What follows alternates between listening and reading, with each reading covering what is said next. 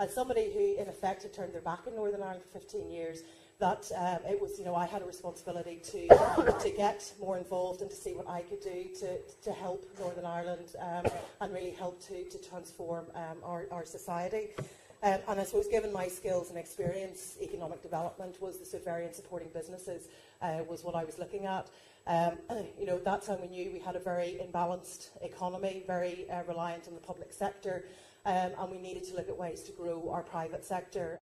We need to think differently. We need to challenge old ways of thinking and doing things. We can help the arts and cultural sector from a capacity perspective, but we can also help business to think of how they do things differently. So that sort of is another hope for the future is more partnerships and closer working between the arts and cultural sector and business. And I suppose my last hope for the future is about young people. For me, some of the stuff that I'm doing is working very much with young people and trying to give them different opportunities and different skills and experience. Because for me, if we can create a future for our young people, I'd like to think that we can move on from the past. I'm not quite sure when people talk about states of hope, because you always have to get a title for something, and then the conversation ends up being about something entirely different. In some ways, I think of myself as the eternal optimist, because there's nothing I like better than something that doesn't work, because then I can get stuck in and take it apart and see how I could make it work.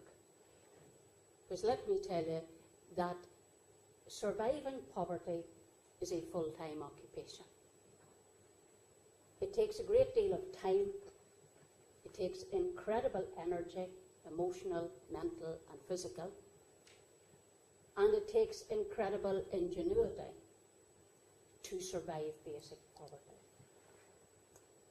But if there was really any real intent to eradicate poverty, not to manage it, not to control it in such a way, not to organise PSNI and youth at-risk football matches to ensure they don't break windows or interfere with the progress of the rest of us in everything I live in. If we were really interested in eradicating poverty, then we would be putting our enterprise, our collective ingenuity together in a different way. And I'm always hopeful that that's going to happen. There are some people I've worked in North Belfast for 25 years, and there are a considerable number of people now who have also worked in North Belfast for 25 years. And I think that long-term commitment to a community begins to pay off, and you begin to see the dividends of relationships that have grown into real trust, and that those real trusting relationships then allow a little bit of space to open up for other people to step forward and begin to take more risky, I suppose, decisions about the way forward than they did in the past. So I could ramble on, but I remain very hopeful, sometimes also optimistic, but not always, because I think optimism is a slightly different thing. I am often cynical, but always hopeful to varying degrees. And if it wasn't for hope, I wouldn't be here today, and I wouldn't be in North Belfast for 25 years. In terms of the congregational work that we do and how that helps us to sustain me, just a quick skim of that. We try to be a traditional congregation in some ways, but I don't have time anymore to do what ministers are supposed to do, so I'm an utter failure as far as a Presbyterian minister is concerned. But we try to run a number of projects which link us to the community from which we had become divorced, seriously divorced over the years of the Troubles. And so we have a bike project and three gardening projects, community garden projects, where people are referred in or come in from the local care homes, the children's care homes, and that is about skilling them. We have a sort of a society that nearly sort of writes people off if you don't have a certain amount of education. And this is where I think, organisations, like the Prince's Trust, like Advantage NI, that are tradeswomen NI, that are trying to find different ways to interest and find things that young people can engage in. And the partnership there between business that are creating jobs and can provide experience and jobs working with those organisations, I think is the way to go forward. It is about working in partnership. The other thing is, for me, with social enterprises, Bryson are the 6th largest social enterprise in the UK.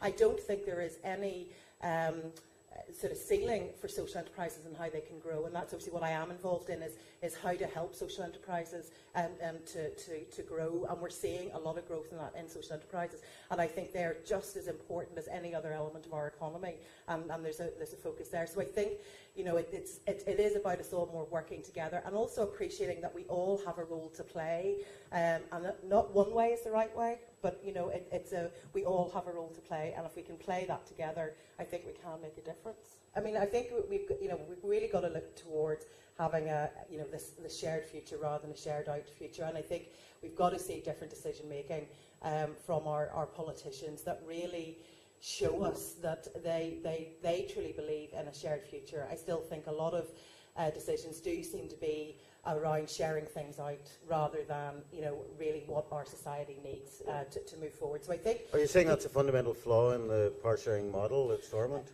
I think it's difficult because I do appreciate and have how far people have come and to where we are today compared to where we were. And the difficult decisions that people have made to be around that table. But for me, it's we have to move on now, and it's got to be around how do we have proper decision making that is around what the society needs and not driven by making sure that things are shared out. I think that it is absolutely true to say that we have come a long way, but that we have a long way to go. So the issue for me is how we get past this kind of stuck place that we're in, and it's a bit like being becalmed. Where does the wind come from here to take you in some direction or other? Because it's like everybody has the power to calm the wind, and nobody's letting it blow so that we can move on to the next stage. So I mean, I think there are things to do with the past that we seriously have to face up to now, and for me, there's no pretending. I completely agree that we live or completely believe that we live in a different society where different things matter and different things should matter. But every now and again, and it's maybe often more than every now and again, there is an intrusion of the past into the now that completely disrupts where you thought you might be getting to.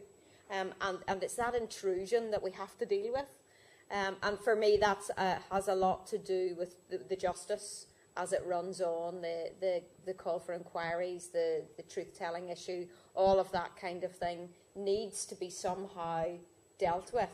And dealt with sounds so like, let's be efficient about it. It also has to be done very, very humanly. And that's what makes it so difficult. But I don't hear enough strength in the voices yet who are calling for that. And I don't see any ears kind of reaching down to listen to the call for that either. I think you could have the troubles back a lot sooner than you think. I think that, and I totally agree when you say that we're sitting in becalmed waters and the entire concentration is on stopping the wind blowing. And when you try to do that, what you actually do is, it's a simple law of physics. You force all the moving air into a very small space, and when it has nowhere else to go, it will explode. So if you say, where is the explosion likely to come from? I think there's a number of levels at which you have to look at it. One, whether we like it or not, and whether it was for good reasons or not. In the cold light of day today, the structure of the piece was not sound. And at some point, if that's not looked at, nobody knows where the spark will come. But the tinder is drying daily in Northern Ireland against a background where we have not dealt with the past. We still live in trauma, and part of getting the peace was allowing both communities to believe the narrative and to carry it forward that war worked. No matter what way we look at it, the narrative is still believed in both communities that the war took each of them to the position of power they hold. So when this goes off, there is nothing in this community that will tell people that war doesn't work, because it was not the message that came out of the piece.